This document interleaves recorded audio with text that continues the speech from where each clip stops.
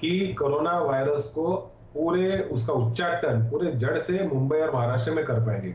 लेकिन इसके लिए जो सबसे महत्वपूर्ण चीज है, लोगों का सहयोग, सोशल डिस्टेंसिंग के माध्यम से लोगों का जो सहयोग चाहिए वो मिलना बहुत ही जरूरी है। और मेरे से पहले जो पैनलिस्ट थे, जैन साहब थे, तिवारी साहब थे, उन्होंने इसी चीज के ऊपर अपनी उंगली रखी कि लोग सोशल डिस्टेंसिंग मेंटेन करने में थोड़े कहीं कम पड़ रहे हैं। अभी मुंबई की शहर नहीं, लेकिन तपासे साहब जो मुख्य बात है कि हमने बात की धारावी की, अब अगर एक कमरे में 10 लोग रहेंगे तो सोशल डिस्टेंसिंग मेंटेन करने की उम्मीद कैसे करेंगे हम?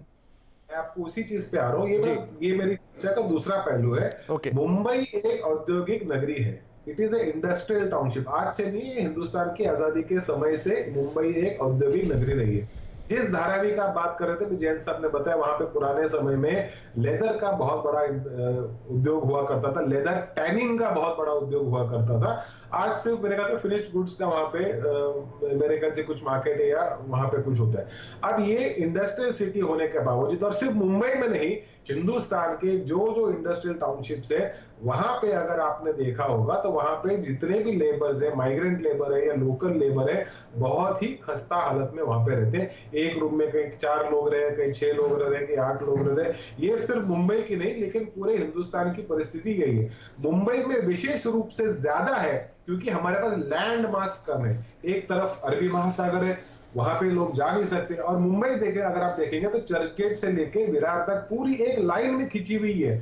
मुंबई सीएसटी स्टेशन से कल्याण, डुंबिली, अंबरनाथ, बदलापुर तक पूरी एक लाइन में शहर बसा हुआ है। तो उसको जो लैंड मास जो दिल्ली के पास अवेलेबल है, उस प्रकार का लैंड मास मुंबई शहर को अवेलेबल ना होने की वजह से जो सैटेलाइट टाउनशिप्स है वो काफी दूर है। मुझे ठाणे है, तो तापसे साहब, सॉरी मैं आपको बीच में रोक रहा हूं, लेकिन सुनिए, क्योंकि हम अगर इसको क्वेश्चन आंसर के रूप में रखेंगे तो ज्यादा क्लियर होता चला जाएगा कि ये बात तो सर हमें आजादी के बाद से पता है कि मुंबई के पास लैंड मास की कमी है, वो एक लीनियर सिटी है। लेकिन चाहे किसी की भी सरकार रही हो, मैं आपके ऊपर सीधा कोई आक्षेप नहीं लगा रहा हूं इस वक्त, किसी की भी सरकार रही हो, किसी का कोई भी पावर में रहा हो, लेकिन कितने सीरियस प्रयास किए गए कि ये जो हाई डेंसिटी ऑफ पॉपुलेशन है इसको थोड़ा कम किया जाए, थोड़ा डिसेंट्रलाइज किया जाए और हटाया जाए एक साथ। धारावी एक दिन में तो खड़ा नहीं हो गया, वो धीरे धीरे बनते बनते आज ये हालत है कि अकेले धारावी की पॉपुलेशन 20 लाख है। हम सरकार में हैं, आपका पूरा इतना ज्यादा प्रकार का हमसे सवाल करना चाहे तो आप कर सकते हैं। सरकार किसी की भी हो, मैं आपको कहा कि मुंबई शहर हिंदुस्तान की इनकम टैक्स में बहुत बड़ा योगदान, ये सिर्फ मुंबई शहर का लगभग 7%, 60% से भी ज्यादा।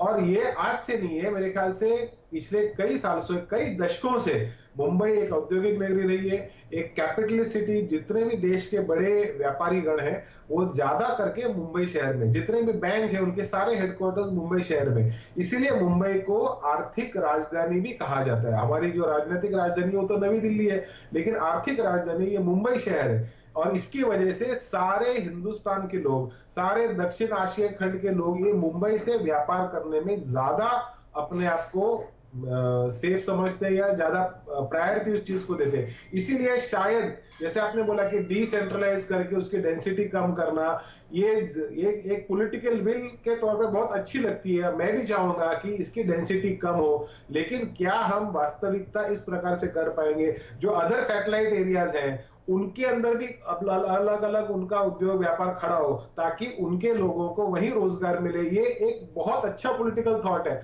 लेकिन मुंबई काम कर रही है, महाराष्ट्र काम कर रहा है। पिछले 30, 35, 40 सालों में अदर स्टेट्स के पास से जिस प्रकार से उनके स्टेट में डेवलपमेंट होनी चाहिए थी वो नहीं हो पाई। इसलिए उधर का जो नहीं, वो सारी बातें ठीक है सर, ये सारे तर्क ठीक है, लेकिन मैं पूरी तरह इससे सहमत नहीं हो पाऊंगा। मैं ओपी तिवारी साहब के पास जा रहा हूं कि ओपी तिवारी साहब जो एक हद तक मान भी रहे हैं तपासे साहब कि वो पॉलिटिकल विल जो दिखनी चाहिए थी वो नहीं दिखी। धीरे धीरे, चाहे वो कोई भी कारण आप गिना लीजिए कि थोड़ा माइग्रेशन होता चला गया, लेकिन जो लोकल शासन है, प्रशासन है, आखिरकार वो जिम्मेदारी तो उसी की होती है ना कि वो शहर किस तरीके से बसने दे। अब जैसा मैंने कहा कि जब जब कोई आपदा आती है तब हम एक्सपोज हो जाते हैं, तब ये शहर एक्सपोज हो जाता है, फिर स्पिरिट की बात होती है, ये होती है, वो होता है। लेकिन अंततः जो इसका डिजाइन है, जो इसका पूरा रहन सहन का तरीका है, वो इसके लिए सबसे बड़ी आफत है। आज नहीं तो कल ये फिर किसी मुसीबत में फंसेगा अगर ऐसे ही चलेगा। विपिन जी, यहाँ एक बात की तरफ और ध्यान देना चाहूंगा कि यहाँ इस समय 3 पार्टियों की सरकार है।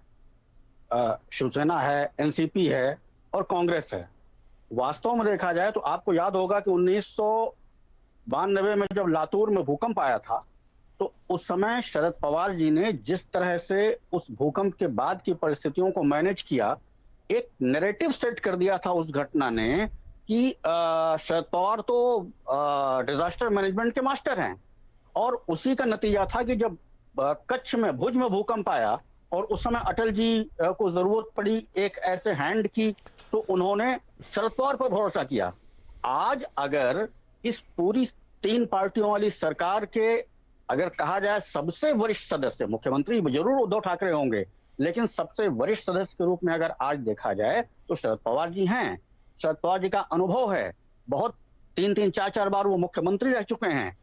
मुझे नहीं समझ में आता है कि, और दिखाई नहीं दिया मुझे, ये तपासी जो बैठे हुए हैं, मेरी शिकायत है इस बात को लेकर के कि पिछले 1.5-2 महीने के अंदर में मुझे इन तीनों पार्टियों के अंदर में जो कोऑर्डिनेशन दिखना चाहिए और जो शरद पवार जी का एक अनुभव यहां पर काम आना चाहिए था, या तो अनुभव का इस्तेमाल किया नहीं गया, या फिर क्या कारण है इसका जवाब तो खैर सरकार में बैठे हुए लोग ही दे पाएंगे, कि कहीं ना कहीं पॉलिटिकल विल, जो लंबे बिल की बात छोड़िए कि हाँ धारावी को जब डिस्बर्स करेंगे करेंगे, अरे यार 1.5 महीने के अंदर की प्लानिंग तो बताइए। 1.5 महीने के अंदर में ये कोऑर्डिनेशन क्यों नहीं हो पाया?